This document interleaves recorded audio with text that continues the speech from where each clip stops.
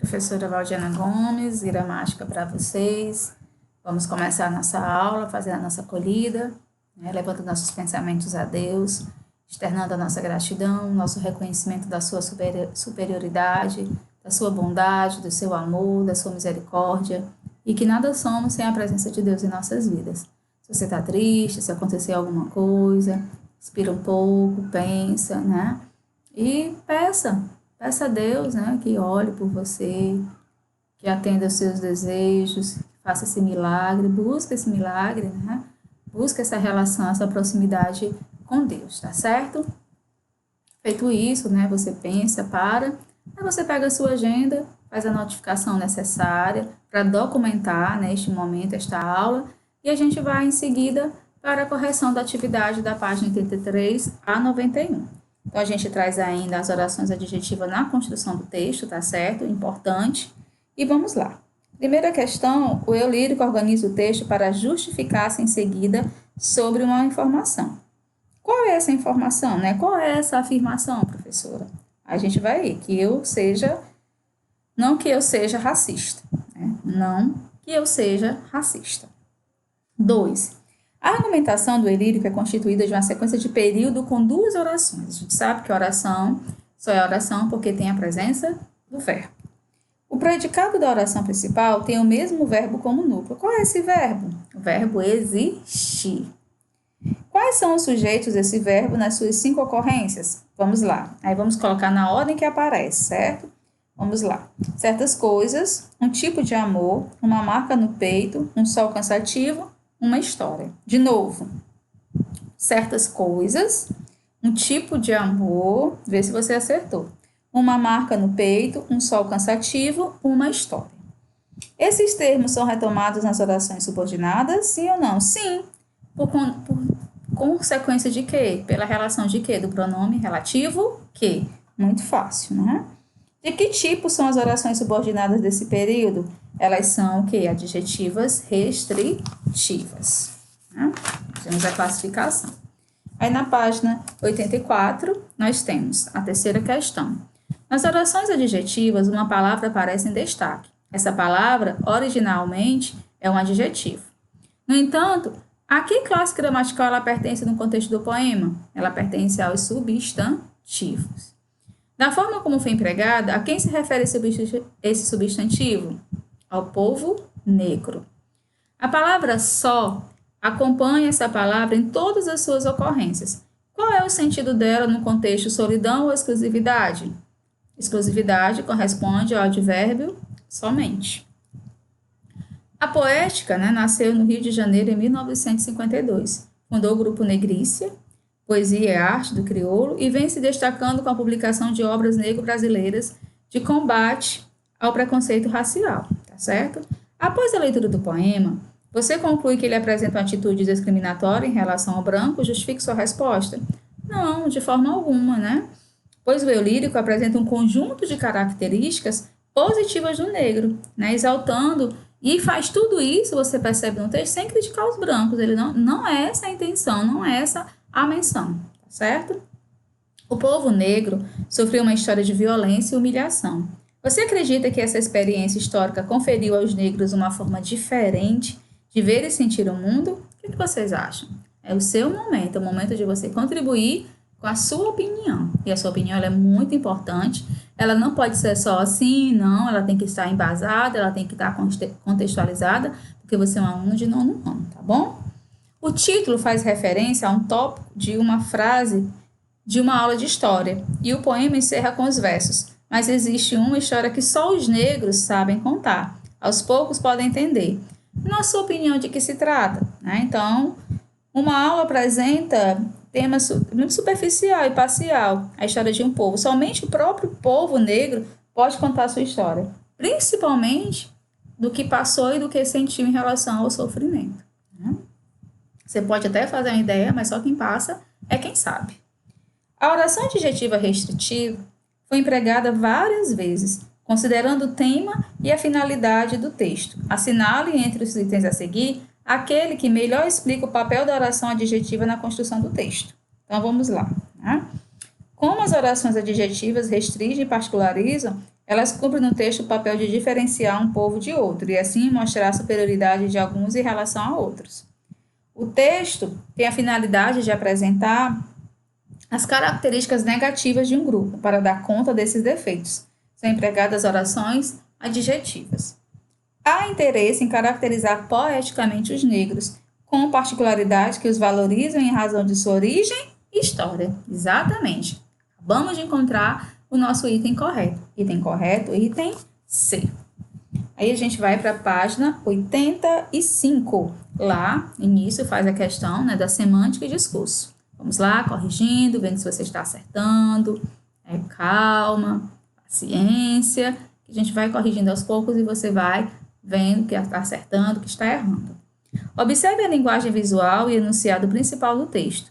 Uma só peça que não seja genuína muda a história toda. A palavra peça foi empregada de forma ambígua, né, sentido duplo, né, da dupla interpretação. Considerando quem é o anunciante, a relação entre linguagem verbal e não verbal, aponte os sentidos desta placa no contexto. Aí você vai analisar, e pode ser que trata-se dos componentes que constituem a caracterização de um personagem circense, né, mais apropriada de um palhaço. A gente vê que o anunciante vai ser a Fiat, fabricante de automóvel. A palavra também pode apresentar o sentido de peça de automóvel, né, diferente, versátil, né, nova. A palavra genuíno pode apresentar, entre outros sentidos, autêntico, legítimo, verdadeiro, original. Reescreva o enunciado principal do texto e substitua a oração, que não seja genuína, por um dos adjetivos acima, conservando o sentido que a oração tem no contexto. Aí, uma só peça, inautêntica ou ilegítima ou falsificada, muda a história toda, né? Observe a oração que não seja genuína. Como ela é classificada sintaticamente? Ela vai ser restritiva, ela vai ser explicativa, né? Pelo próprio contexto a gente já sabe, ela vai ser restritiva. Qual é o antecedente da palavra que? O que vem antes? Peça. Substantivo, peça. Que função desempenha a palavra que na oração adjetiva? Ela vai desempenhar a função de sujeito, certo? Levando em conta o anunciante e a realidade, né? A relação estabelecida com a linguagem visual do anúncio, explique o sentido da oração. Uma só peça. Muda a história toda. Uma peça, né, falsificada pode não só descaracterizar a personagem circense ou o veículo, mas também levar a acidentes com a personagem, com o motorista, tornando, assim, de repente, trágica uma história que ela deveria, em sua essência, ser alegre, uma história que deveria ser boa. A palavra só pode apresentar diferentes sentidos, dependendo do contexto em que é empregada. Qual é o sentido da palavra no contexto? Aí vai ser sozinho, somente, único, isolado. Nesse contexto, ela vai ser único, só, né? Aí na página 86, nós temos: o poema é organizado em estrofes, ou seja, em grupos de versos, linhas poéticas, separado por um espaço em branco. Quantas estrofes há no verso? 6. Quantos versos há em cada estrofe? 4. O poema é bastante melódico, sonoro. Observe que existe semelhança sonora, rima entre as palavras deixou, estou, identidade, realidade. Que outras palavras do poema apresentam o mesmo tipo de semelhança? Aí é só você voltar e perceber nessa sonoridade. A gente vai perceber marinheiro, ligeiro, partido, colava, desamava, maresia, poesia, marinheiro, Rio de Janeiro, lar, mar, sul, azul, situa, lua, conforto, porto, dinheiro, marinheiro, né? Então, as palavras, elas vão ter essa proximidade, né? Essa rima.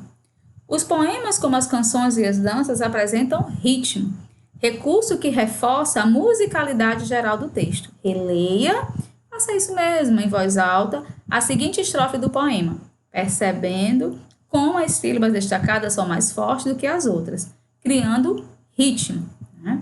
Meu amor me deixou, levou minha identidade, não sei mais bem onde estou, nem onde há realidade. Faça o mesmo com relação à terceira estrofe do poema. Releia em voz alta, identifique quais são as duas sílabas mais fortes de cada verso.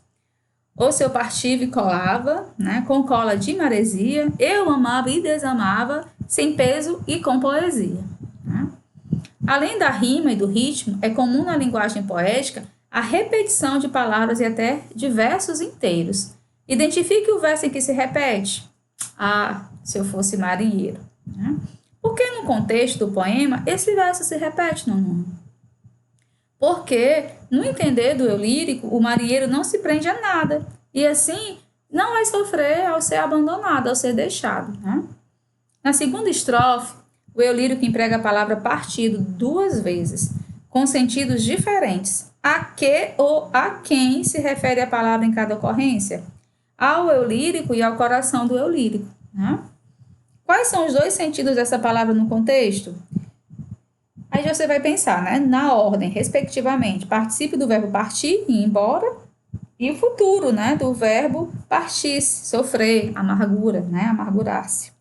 Em qual das 2 ocorrências a expressão partido tem sentido figurado? A segunda.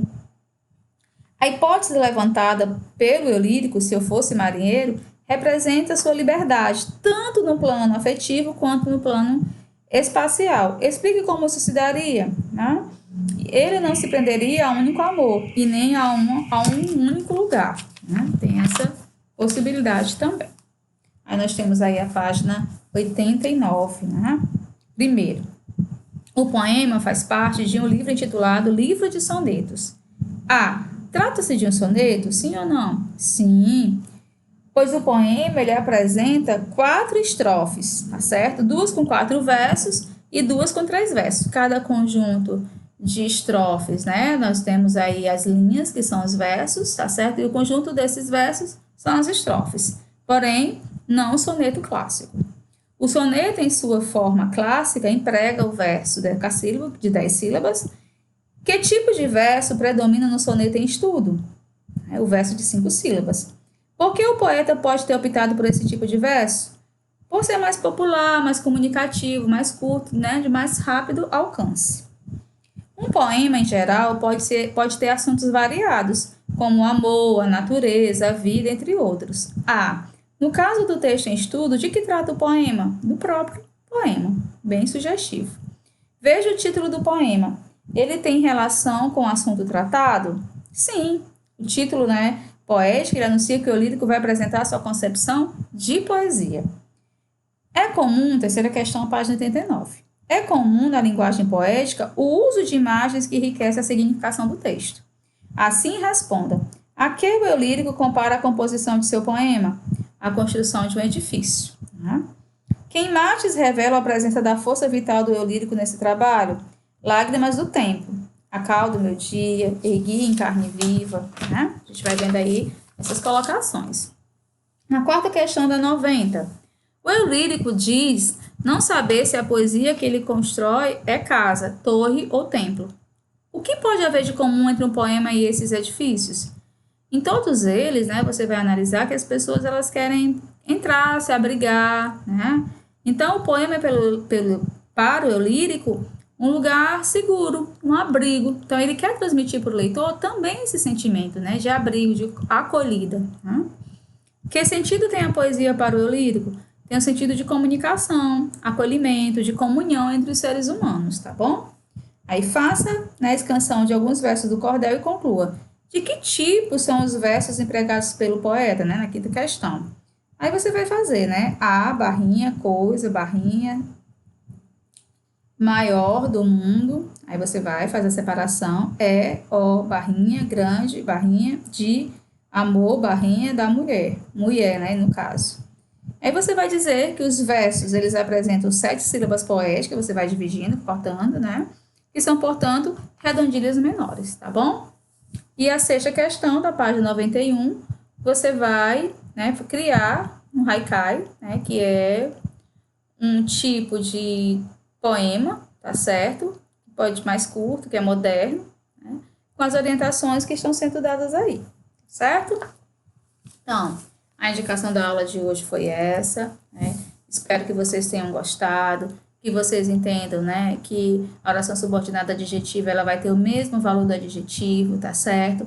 Ela vai fazer essa relação, né? Nós temos aí, assistir umas cenas que deprimem, a gente vê o pronome relativo fazendo essa ligação, relacionando ao substantivo, porque os adjetivos, eles têm essa função mesmo de caracterizar, de acompanhar o substantivo, tá certo? Então, ele vai fazer. Quais são esses principais pronomes relativos, professora, que eu vou identificar, que vai facilitar a minha compreensão? Você vai colocar o que, o qual, o quais, qual, cujo, cuja, cujos, cujas, né? Quem, onde, né? Então a gente vai concluir assim que as orações subordinadas adjetivas são caracterizadas por serem iniciadas por pronome relativo, funcionam como adjetivo, acompanha substantivo, tá certo? E você vai rever esses conceitos que foram baseados no nosso livro, né, de português e linguagem, terminando aí de resolver as questões ainda de orações subordinadas adjetiva, da 58 a 64. Então, bons estudos, dedique-se, não deixe nada para a última hora, tá certo? O tempo é seu, nada nem ninguém pode fazer por você, é um momento mesmo de aprendizagem que só você pode construir. Eu espero que você possa fazer suas tarefas no tempo que é, na semana que é, e na semana de correção apenas fazer a correção junto comigo. Correção, não é resolução. É o momento de ver o que aprendeu, o que sabe, o que não sabe, e me procurar lá no Meet para tirar todo e